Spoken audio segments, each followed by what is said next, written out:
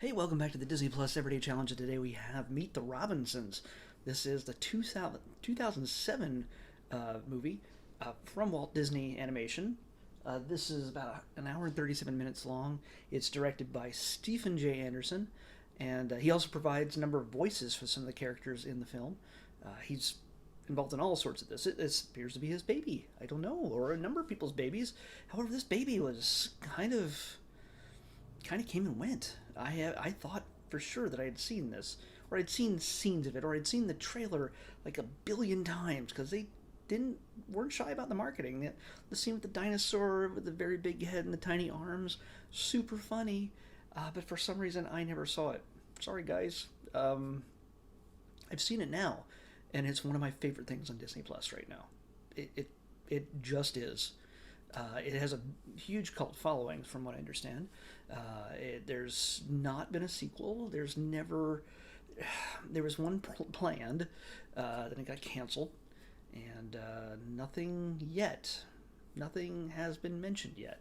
So, this movie does take place partially in 2037. Maybe we'll see it then. I don't know.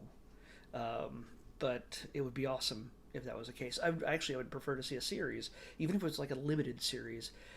So many times, I see such great ideas forced into 1.5, 2 hour slots, and they figured that's where the big money is, and it's got to be a blockbuster so we can all get Academy Awards, and it feeds the wallets and the egos of everybody up top at the sacrifice of some storytelling that could be better served over multiple episodes, multiple pieces, and really, when it comes to fleshing out the characters, the world, and everything else. I mean, I've kind of, other than big blockbuster spectacles, some of the my favorite stories exist on television in smaller bits. I don't get me wrong, I love the movie theater. I miss going to the movie theater for big blockbuster movies, but sometimes I would love to see Meet the Robinsons.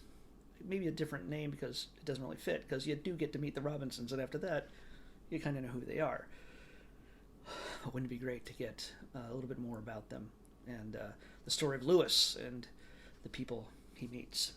Lewis, by the way, is the main character. He's left on the doorstep of an orphanage when he's a baby, and he grows up in this orphanage around till he's around 12 years old. He's grown up to be extremely intelligent inventor. He makes all sorts of contraptions, some useful, some not so useful, but his mind is always working. And when he decides to put his mind to finding that moment, trying to see his mother's face, to see if he could figure out who she was, because every time he tries to go for an interview with prospective parents, he kind of freaks them out because he shows off one of his inventions. It usually goes haywire, and they're all like, okay, we've had enough of this kid. He's not for us. And he's pretty much all but given up because he doesn't think, it's been said that teenagers are harder to adopt than younger kids. And he realizes his time is going to be gone soon. His chances are going to be gone soon. So he decides to invent something that allows him to see back in time, dig into his brain, and see what he saw as a baby through his own eyes. And it would work out really well for him if it wasn't for the bowler hat man. Bowler hat man. This villain has mysterious objectives, and he gets in the way of Lewis exhibiting this at the local science fair, and everything goes haywire. But to Lewis's benefit, he has a new friend that's come out of nowhere named Wilbur. Wilbur's about his age and a little bit older, and he helps him. And I can't tell you a whole lot more other than he takes him to the future in a time machine. And the only other person with a time machine is the bowler hat man. So, voiced by director Stephen Anderson, Stephen J. Anderson. So yeah, I what Lewis discovers there is the Robinsons, and they are the most whacked out, crazy, hilarious, just fun family you could ever imagine. And wouldn't he like to be a part of that family? So, does he join that family? Is he forced to go back to his own time? There's a struggle, and there's a whole lot more to it than that, and I'm not going to tell you what it is, especially since so many people never saw this. So many people never saw this movie, just like me. It's a hidden gem. It is fully Disney, more than most Disney films, for a very good reason that I will not reveal to you, but it's at the very end of the film. It is fully in the spirit of Disney magic, and it's something that everybody should see. I cannot recommend this to you hard enough, because I tried to have it on while I was doing something else, and I never got anything done, which is usually the case with the really good ones that I watch. I had to talk about the cast just a little bit. It's a cast of mostly people you've never heard of, taking a number of the big spots, like except for Angela Bassett plays the woman who runs the orphanage. That's like the biggest name in this cast list. But you had to dig past, like, if I'm using IMDb, it only tells you like the first dozen or so names, and you have to click the more cast. And for some reason, the names that you recognized are hidden further down the list. I mean, sure, Laurie Metcalf and Tom Kenny are in this. They all play different characters. Tom Kenny's SpongeBob SquarePants. Laurie Metcalf. There is, I have to scroll through these. Oh, Harlan Williams. I was hearing him. He's voiced of Carl the robot, and I hear his voice, and I'm like, that is so familiar. Why can't I say his name? And of course, it turns out to be Harlan. So yeah, you'd recognize him. He's done so much stuff, so many just wacky, weird comedies. He's a stand-up comedian, and of course, you will recognize one of the Robinsons is voiced by Adam West, Batman. So, yeah, but the moment he speaks, you're just like, Batman.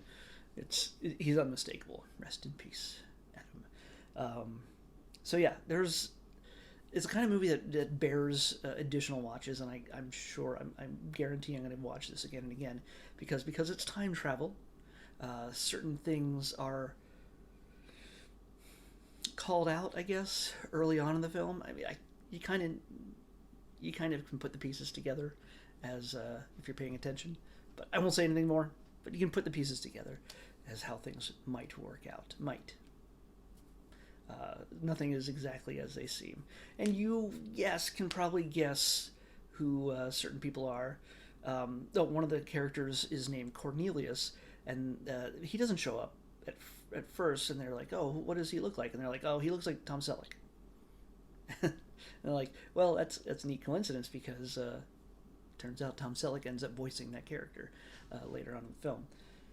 There's also, one of the things I read in the trivia is that line was changed depending on where the film was exhibited, where, depending on what country or continent. If in Latin America, it was a Latin American actor who also happened to be doing the voice for that. So it was a funny reference, or people in Latin America may not know who Magnum PI Tom Selleck is. It's funny there, or Japan, or Germany, or different parts of the world. We're like, oh, who's Tom Selleck? They put their own guy in there who did the voice for that character. So it's kind of neat that they did that.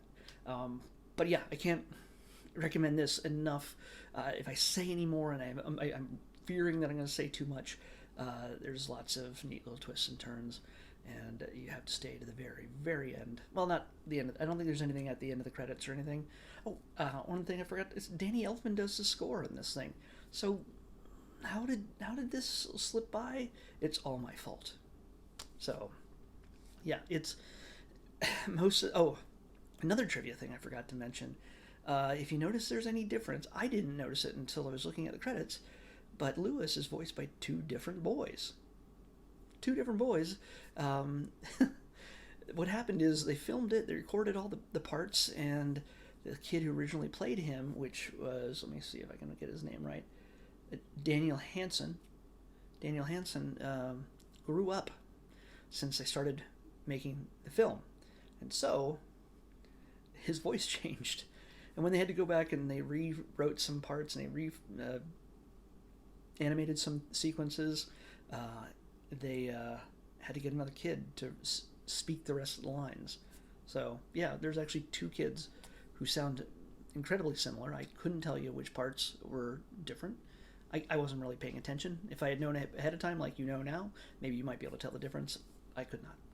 So yeah, this is worth your time if you've been holding off and pulling the trigger on it. If you've seen all the Princess movies and all the Star Wars and Marvels and Mandalorian and everything else that you've watched, and you're like, what else can I watch on Disney Plus that I haven't seen before? If you haven't seen Meet the Robinsons, it's time. So that's all I got to say about that. I can't sell it any harder, I don't think. It's worth your time. All right, let's pick tomorrow's episode. 138. 138.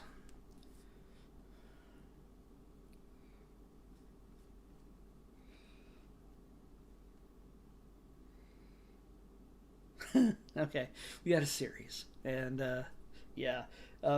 it's for the junior crowd. It's for the Disney junior crowd.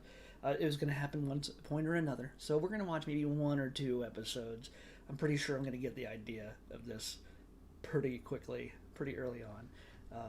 But Disney's own Doc McStuffins is what we're watching. So, yeah, we'll see how this goes. We're going to talk about Doc McStuffins on the Disney Plus Everyday Challenge tomorrow. See you then.